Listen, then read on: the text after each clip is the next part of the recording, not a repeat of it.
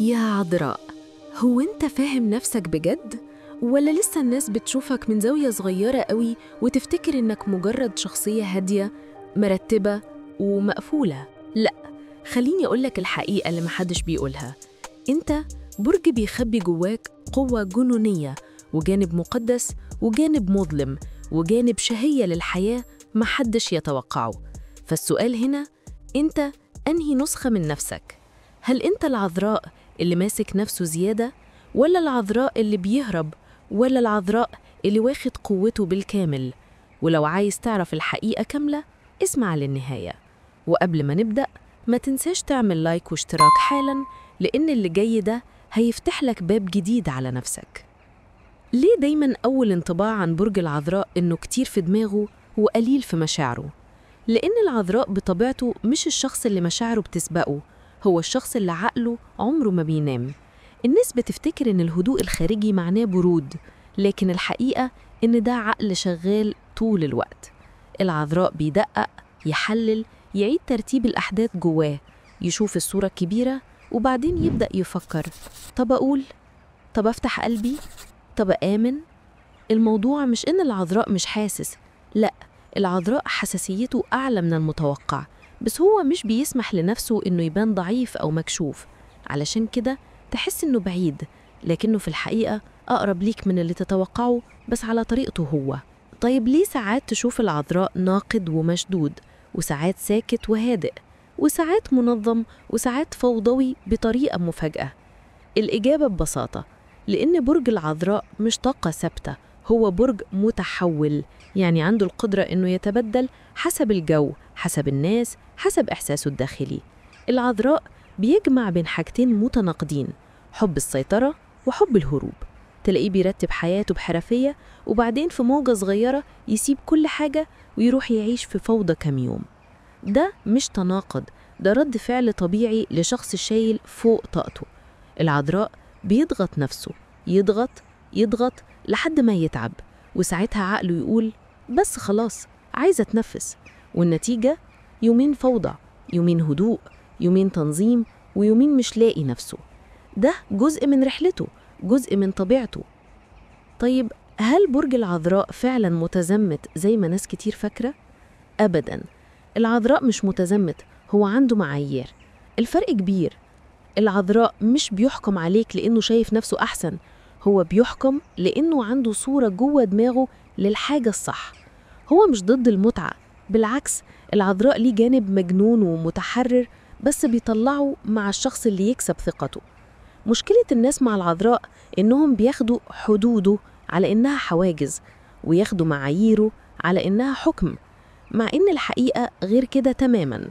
العذراء مش عايز يتحكم، لكنه ما يتحملش الإهمال، ولا الفوضى اللي بتوجعه، ولا قلة الاحترام. وده اللي يخليه يظهر للناس إنه متزمت، وهو في الحقيقة شخص عاطفي جداً، بس عنده طريقة خاصة في التعامل مع الدنيا. طب إزاي يدخلوا له صح؟ إزاي توصل لقلبه الحقيقي؟ الطريق لقلب العذراء ما فيهوش فزلكة، صدق، اهتمام، احترام. العذراء عنده قدرة يشم الزيف من أول كلمة. عايز تقرب منه؟ اتعامل بذوق، اتكلم بوضوح، ما تتعاملش بلسانين. العذراء بيكره قلة الأدب بشكل مش طبيعي، وبيكره الناس اللي مش بتحترم التفاصيل اللي تعب عشان يرتبها. هو مش معقد، هو بس شايف الدنيا من زاوية أعمق، وبيحب اللي يشوف الحياة معاه بنفس النظرة. والسؤال الأهم هو: ليه العذراء بيختفي فجأة؟ ليه ممكن يقفل التواصل بدون سابق إنذار؟ لأن العذراء لما يحس بجرح even لو بسيط بيهرب، مش لأنه جبان، لكن لأنه مش مستعد يدخل في صراع. العذراء بيتأذي من الإهانة حتى لو كانت كلمة اتقالت بتهريج، طريقة، نظرة، حركة فيها تقليل. ولما ده يحصل، العذراء بيعمل اللي بيعرف يعمله أكتر من أي برج تاني: الانسحاب الهادئ. مش بيزعق، مش بيواجه، مش بيعمل دراما، بيسحب نفسه ويسيبك أنت تتسائل: عملت إيه؟ وده مش عقاب، ده حماية النفس. طب ليه لما يحب بعمق يخضك؟ ببساطة لأن العذراء ما بيحبش كتير، بس لما يحب بيحب بالتلاتة، بعقله وبقلبه وبروحه. العذراء ممكن يقعد سنين مش لاقي حد يدخل على عقله أصلاً، لكن أول ما يلاقي الشخص اللي يقدر يفتح ليه بوابة الأمان بتخرج منه عاطفة ما تشوفهاش غير مرة في العمر، وبيبقى مخلص صادق وبيشوف الشخص اللي قدامه كحاجة تستحق العناية الحقيقية. وده اللي يخلي حب العذراء نادر ومختلف وقوي جدا. قبل ما نكمل خليني أحكي لك حكاية صغيرة. زمان جدا قبل فكرة الملكية ما تدخل العلاقات البشرية، وقبل كلمة عفة تاخد معناها الحالي، كان في معنى تاني تماماً لكلمة عذراء. في حضارات كتير زي الإغريق والأشوريين والكنعانيين كانوا بيستخدموا كلمة عذراء أو ما يناظرها لغوياً، مش بمعنى امرأة لم تمس، لكن بمعنى امرأة ليها استقلال روحي وجسدي، محدش يملكها، محدش يتحكم فيها، محدش يفرض عليها دور.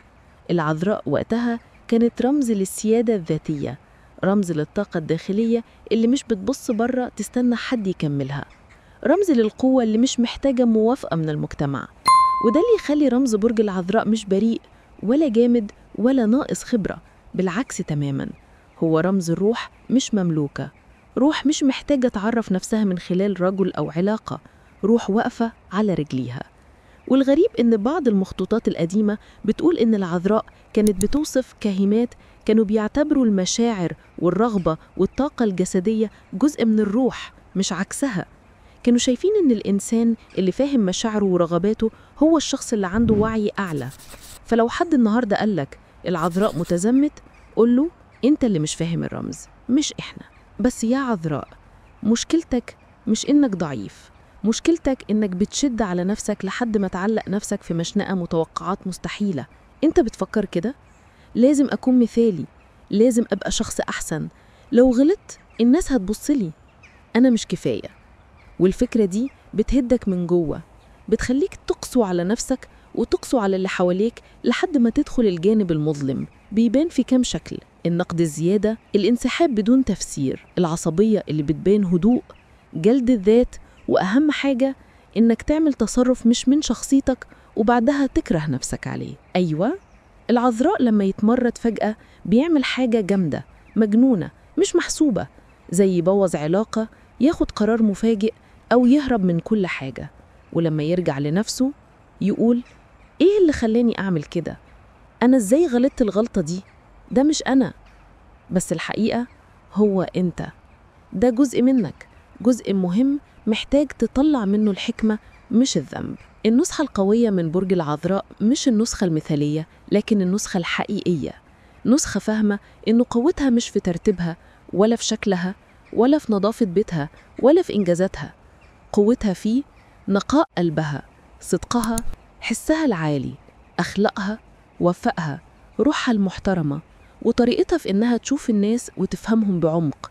نسخة العذراء المستنير هي النسخة اللي بتعرف ترقص مع الحياة، مش بتتشد، مش بتهرب، لكن بتمشي بخطوات ثابتة وتقول أنا حر، أنا روح مستقلة، أنا مش محتاج أبقى كامل عشان أتبسط. طب إزاي يتعاملوا مع برج العذراء؟ لو أنت مش عذراء بس بتحب حد من برج العذراء، فاسمع الكلام ده. 1. اتكلم بوضوح، العذراء مش بيحب التلميحات المبطنة. 2. احترم وقته وحضوره، هو بيحتاج مساحة يفكر. 3.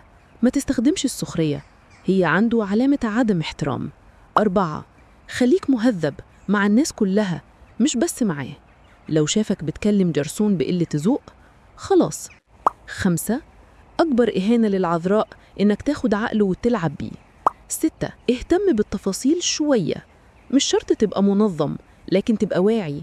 الحقيقة اللي محدش بيقولها، العذراء مش بارد، العذراء مش جامد، العذراء مش مقفول، العذراء مراقب، بيستنى الأمان، بيستنى الاحترام، بيستنى حد يشوف روحه قبل جسمه، بيستنى حد يسمع صوته قبل رغباته. ولما يلاقي ده هتتفاجئ. العذراء عنده جانبين، جانب مقدس نقي عميق، وجانب متفلت مجنون حر زي طاقة الحياة نفسها. الاتنين مش متعارضين، الاتنين بيكملوا بعض، لكن العذراء بيظهرهم بس لما يحس بالراحة. لو انت من مواليد العذراء اسمع الكلام ده، انت مش محتاج تمثل، مش محتاج تبقى كامل، انت محتاج تبقى صادق مع نفسك، تحب روحك، تسيب جلد الذات، تسيب الكمال الزائف، وتفهم انك انت بطبيعتك كفاية جدا. انت مش عذراء بمعنى ضعيف، انت عذراء بمعنى حر، مستقل، واقف على رجليه، محدش يملكك ومحدش يكسرك